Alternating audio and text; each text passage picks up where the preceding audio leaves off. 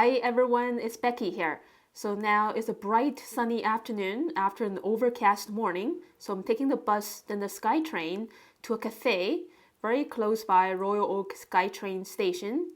The leaves are changing colors now and autumn is in the air. And here we are at Royal Oak SkyTrain station, which is in the city of Burnaby of the Greater Vancouver area. So this cafe is pretty famous, and it just opened a new location here by the SkyTrain station, and it's called La Forêt, which means the forest. Yeah, so it's my first time here, and they have a lot of these specialty pastry items and cakes, and it's hard to pick one for today's snack. So I think I'm getting this strawberry cake here. So it's very bright and cozy here. So I ordered a cup of latte and that strawberry cake slice. SkyTrain station is just right outside the window. So I'm gonna sketch my coffee and the slice of cake first. So the drawing and painting process in this video is just 2 times faster than my actual drawing speed.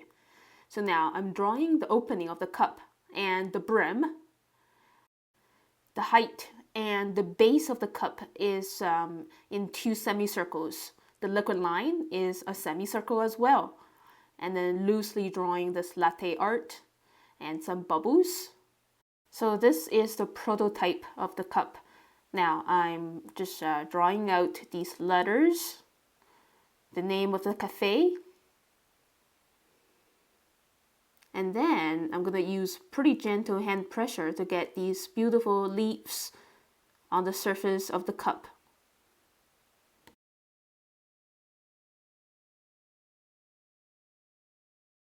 And I love the cup design of this cafe. Just keep doodling out more of these leaves. This one is one of the big leaves from a tropical forest. And just a few more little tips of the leaves curving from the other side of the cup. So that's very much it, the drawing of the cup. Now I'm ready to draw the triangular prism shape of the cake, starting with the triangle, the top side of the triangular prism, and then this little stick made of paper. Now I'm drawing the stem and the body part of the strawberry. Now I'm drawing the height, the base, the corner and the other side of the base, and the height on the right hand side.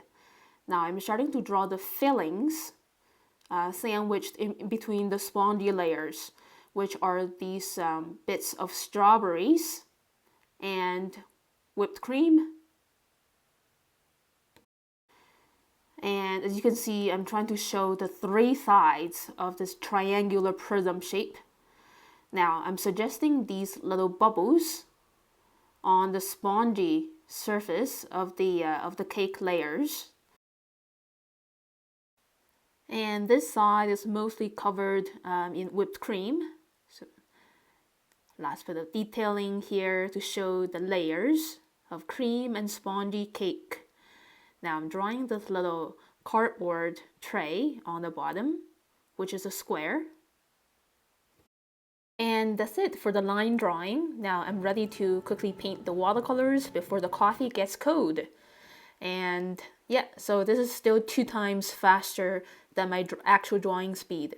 So just wetting these areas with a little clear water, putting on these bits of diluted yellow ochre and lemon yellow for the cake.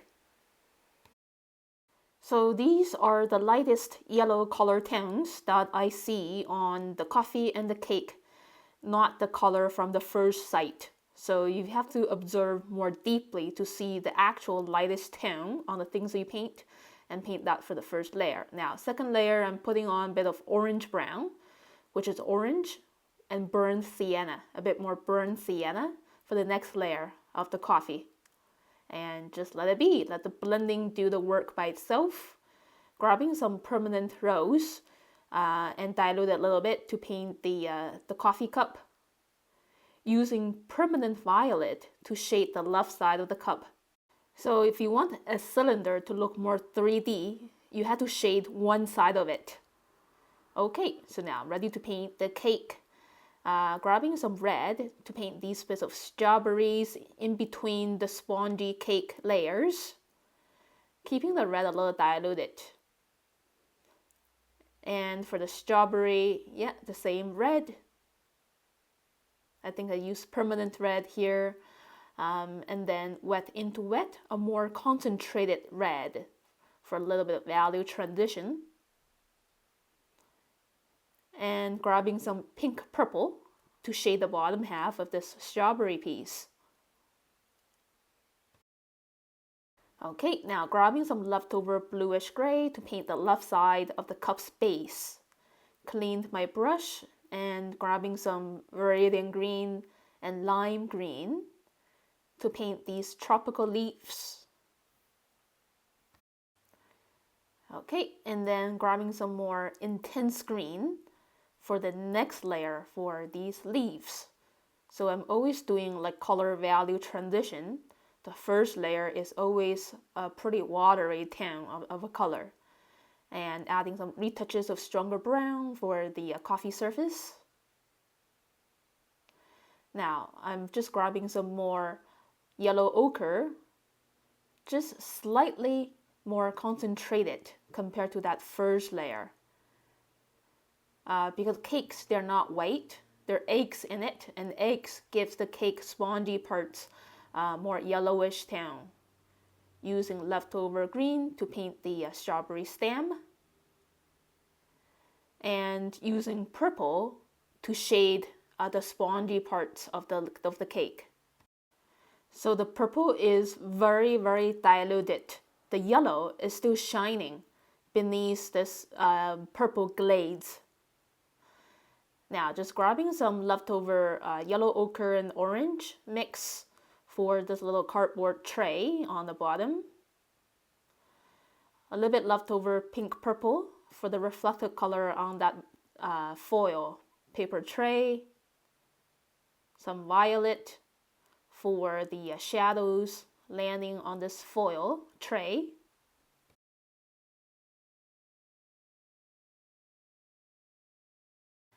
Yeah, and then keep using my leftover blue violet to paint the shadows, which are pretty small in this case. Yeah, and there are a bit of shadows on the brim as well, and that's it. Here's the look of my finished sketch. Took me about 15 minutes to draw and paint, enjoying the beautiful sunshine coming in from the big windows in front of me. So after eating my cake and still sipping my latte, I'm going to sketch the man sitting outside under the umbrella. His yellow shirt is matching with the colors of the umbrella and the chairs, which is really amazing. So starting with a triangle for the one side of the umbrella facing me, the bottom side of the umbrella, and the post holding the umbrella in the middle of it. Adding some more sides for this kind of a pyramid shape of the canopy. And then these wires supporting the canopy. And keep drawing the post, and it's going to vanish behind my cake. Adding some more wires supporting the canopy. And yeah, so that's the yellow umbrella. Accentuate the post and the wires a little bit. Now I'm ready to draw the man sitting under it. So I'm going to start with the top of his head, the shape of the hair, his ear, and he's wearing sunglasses, he's looking down at his phone, his notes, and the little smile. I just want to make him happier. And shading in his hair with solid brown ink. He's a little bald. The neck and the collar of his shirt shoulder, and the other shoulder, short sleeved shirt, and his upper arm coming down elbow, and his hand and forearm, and then attaching his phone to his hand. Okay, so that's pretty much it, the man's upper body. Now I'm ready to draw his leg. I can only able to fit one of his legs in. The knee, yeah, in the middle of the leg, bending. Now I'm drawing these two lines to show there's a wall behind him, making this umbrella a little bit bigger. I think I drew the umbrella a little smaller than it seems, and that's okay. It's cute this way. Drawing the height of the concrete wall behind him, and these diamond negative spaces between the bricks. And adding another piece for the post of the in between each section of the wall. Now I want to draw this yellow metallic chair, starting with the back, the two wires supporting the back, and the seat foreshortened, and the brackets making up the legs. And accentuate some parts of the brackets and the seat so the chair looks heavier. Now I'm gonna have a look which part to draw next. Let's see, I'm gonna keep building up the layers or the field of depths behind the man. So there are a lot of details behind. So as an artist, you really have to select the most important things to include. So first of all, I think I want to draw these flowers that have beautiful echoing pinks with the paper cup and the strawberries on my cake. The edge of the flower bed. So this is how I'm simplifying this cluster of flowers. The flower heads, I just use simple circles and little heart shapes to show the petals. And then these loose organic segments of lines to show the stamps and leaves, which are pretty thin and small. And drawing some more. Adding these words on this man's shirt. He's still sitting outside. And adding some more texture for the flower stamps in the pile. And beside the flower bed here is a sign of the cafe inviting people in. Okay, moving on next. I'm going to make a horizontal line, which is pretty important to suggest the field of depths. This car is actually behind the man on the other side of the street on 2D paper. It seems like it's on top of his head, but later on I'm going to add more drawing details to show that this car is actually behind the man, not above his head. So drawing is a really fun experience to create a 3D world on 2D paper. Drawing another horizontal line to show the curb behind the car. And then the lamp post right in front of the car. Okay, now I'm drawing these sections of the fence of the construction site on the other side of the street. And there is a tree in the field behind the fence, drawing the trunk and these major branches splitting from the trunk. And then loose choppy lines to suggest the foliage texture, the leaf clusters making up the tree's canopy. Yeah, so just keeping my lines really loose, giving myself a lot of freedom, and the bark texture for the tree trunk. Okay, so that's it for the tree there. I'm drawing another fence even more behind, and some blocks of signs glued to the fence.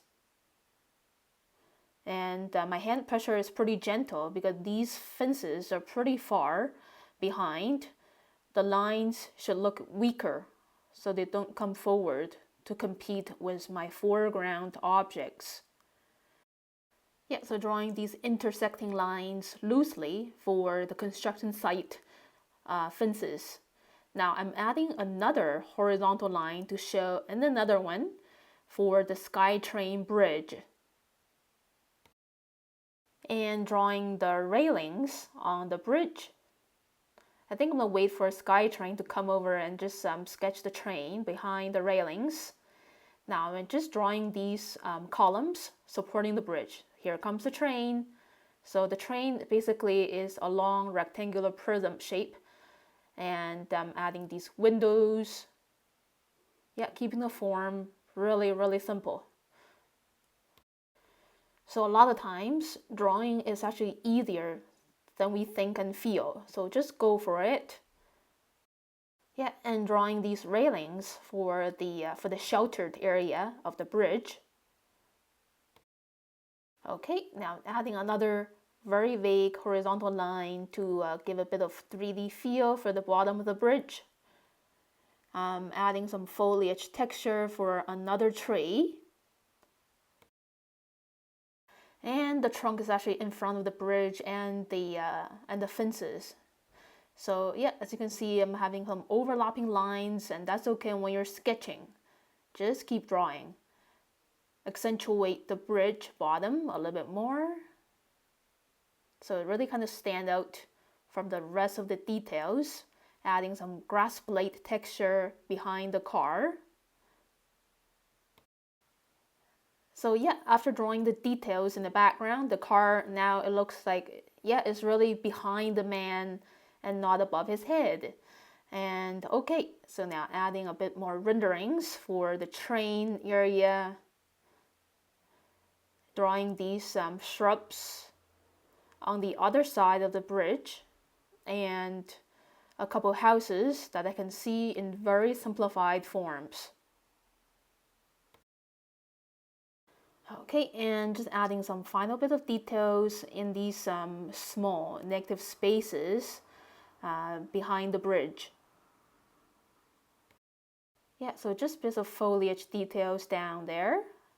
Accentuate the umbrella a little bit stronger, and that's very much it. Next, I want to draw this illuminated houseplant right in front of me. So I'm going to start with a white pot. So yeah, the flower pot is in another type of cylinder shape, echoing with the coffee cup, which is really nice to be put on the right hand side. So this is the contour outline of the body part. And these pressed lines on the pot, they're all following the surface curves of the cylinder, just like latitude lines on the globe. And starting to draw these shorter leaves on the bottom. It's so similar to a pineapple's crown. So none of these leaves are in perfect shapes. So we really have to follow our observations instead of making things up in our head. Getting the loose tissue inside the flower pot. The next layer of leaves, a little bit taller than the first layer. Again, just like the pineapple's crown. Following how these leaves are bending. So these ones are mostly bending towards the left. Sometimes you can see both sides of the leaf when it's bending down. Yeah, and these leaves, they're bending down towards the right. Okay, so in between those two leaves in the front, I see two more, yeah, standing out. So it's all about eyeballing skills. Once you get a few leaves in, it just gets easier and easier to get the next layers of leaves in relationship to the leaves that you already drew. Yeah, so I'm seeing leaves in between and leaves behind. Yeah, so just these two types of relationships. And I'm almost there before I know it. Just keep connecting these layers from the front to the back rows. Yeah, so fitting more leaves in between the ones that I already drew or behind.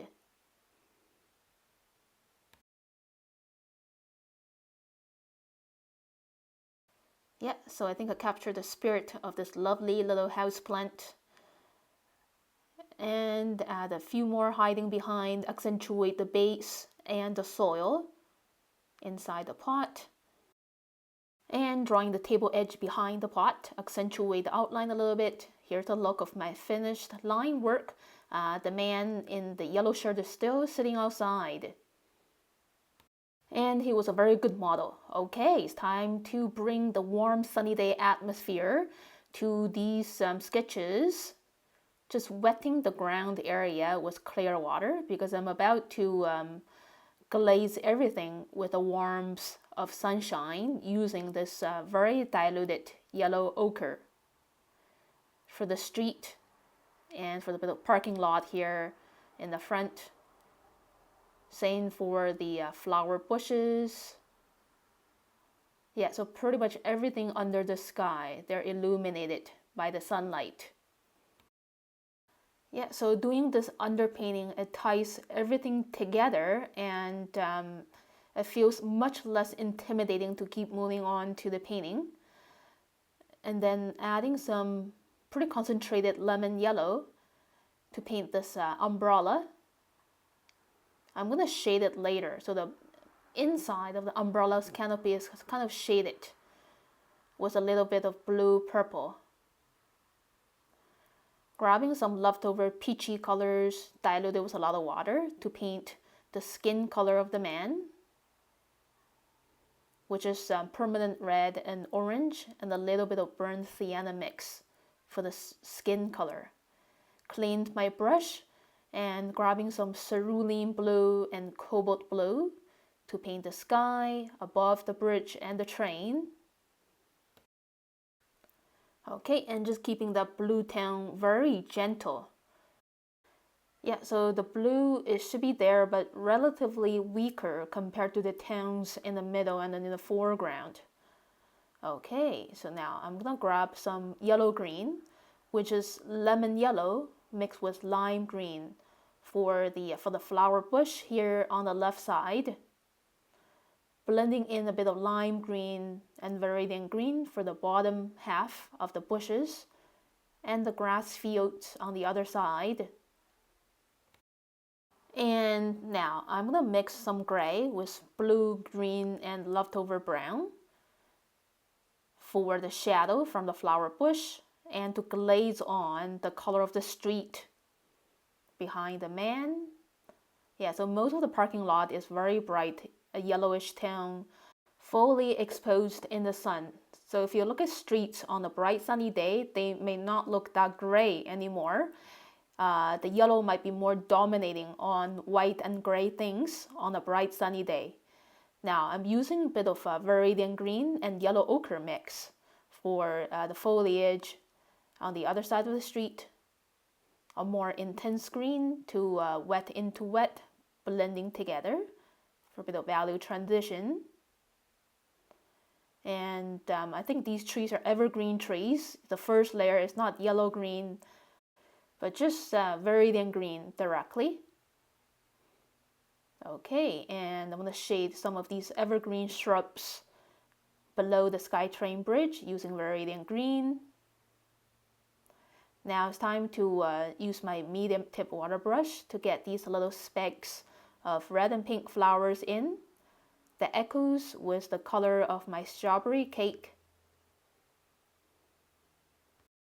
And putting little drops of darker green here. As you can see, mostly viridian green with a little bit of cobalt blue mixed in, as well as burnt sienna into any green to get the shade color of green.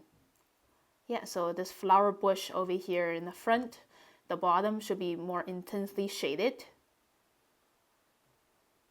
A little bit mild green for the far away foliage. And adding shadows. Some more shaded green for these far away trees or bushes. And I'm painting the roof of the little house nestled in between the trees. And painting that little house a warm color so it really pops from among the cold greens. And mixing a little bit of raw umber into the leftover bluish gray to glaze over the bridge area. Yeah, for the bridge, I see it as kind of a brownish gray. Cleaned my brush to paint some shadows and dark areas. So underneath the car, there's always a dark shadow of that car. Clean my brush and then adding some very small retouches of green and smoothen those bushy areas. Okay, now I think I want to paint the tree trunk using burnt sienna with raw umber. Yeah, the next layer is a more intense version of the same color for these two tree trunks. And for the black car, I like to use my own dark indigo to show a more lively black kind of color. So cobalt blue with permanent violet, 2 layers. First layer very diluted, second layer contains shading. And taking advantage of the leftover color from the car here, dilute it to shade the bridge. And keep using this dark indigo kind of gray to shade the sky train. The front of the train is bright, facing the sun. And yet using the same gray to shade the bottom side of the umbrella's canopy. Yeah, so don't be afraid to shade your yellow, orange, and red objects. They need to be shaded to look more three-dimensional. And grabbing some leftover blue violet to paint the stand of the umbrella and the sign there. Shade the sky train a little bit more. And adding some greens that I might have missed before. And I want to paint another layer of shade green, which is Viridian green with burnt sienna for this evergreen tree here. This green is stronger. The yellow umbrella, it seems like, is coming more forward. And keep using my own blue violet, kind of gray, to paint this little concrete wall. And some cadmium yellow for the chair. The echoing color with the man's shirt and the umbrella. Yeah, so just rubbing the bit of green that's coming into the umbrella area, painting the lamppost with leftover green. Yeah, a lot of lampposts in Vancouver, they are green. And shading the right side of the man's face with some leftover brown. Same for the arm, because the sun is on the left. And just grabbing some lemon yellow to paint his shirt. Again, right now the shirt is flat because it's not shaded yet. Now mixing cobalt blue and permanent violet to shade the right side of his shirt. Nice and gentle. A little bit heavier around the armpit and the lower part. He was wearing jeans, so dark blue. Again, we can make blue darker by mixing a bit of purple into it. The calf of the leg is darker because it's bending away from the daylight. I also shaded gently of the chair's legs. Final polish. That's very much it. Okay, so now I'm ready to paint the house plant. The filming condition is not ideal. As you can see, the sunlight is streaming in. I could have moved my sketchbook a little bit towards the left in the shadow, but somebody is sitting on my left side, so there's no space to move around. But anyway, I'm just going to show you my quick process painting this. Starting with a really vibrant yellow-green. When the sun is hitting on something green, it makes it so bright, almost like a neon green. Blending on some mid-tones of green, which is lime green and viridian green. And also a little bit of yellow ochre. So it's really fun to paint the contrast of things fully exposed in the sunshine.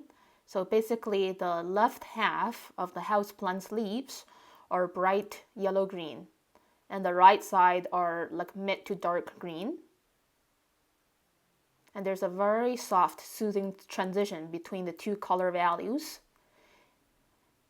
Now I'm just shading the white pot with some blue violet, starting gently, and then painting the shadow, which is very solid. When the sun is hitting on something, the shadow is very clear in a solid shape. Intensify the shaded side and the shadow close to the pot's edge. Shadow of the window frame landing on the table. A little bit blue tone. Grabbing some leftover yellow ochre to paint the warm atmosphere outside the window in an abstract way.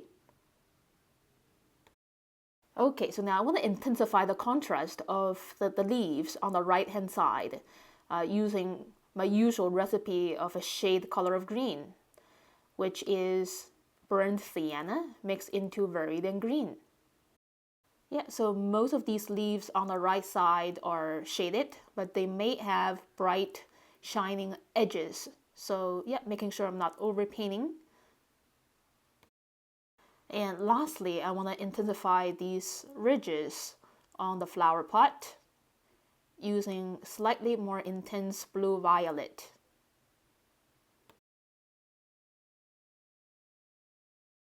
So here is my finished sketchbook page of my 2 hours stay at the cafe, La Forêt. So I had a really wonderful time bathing in the sunshine, sitting by the window. Thank you so much for watching this video, everyone. If you like it, please click like and leave me a comment below. Subscribe to my channel for weekly updates, and I will see you around in my next vlog tutorial video very soon. Have a great day, everyone. Bye.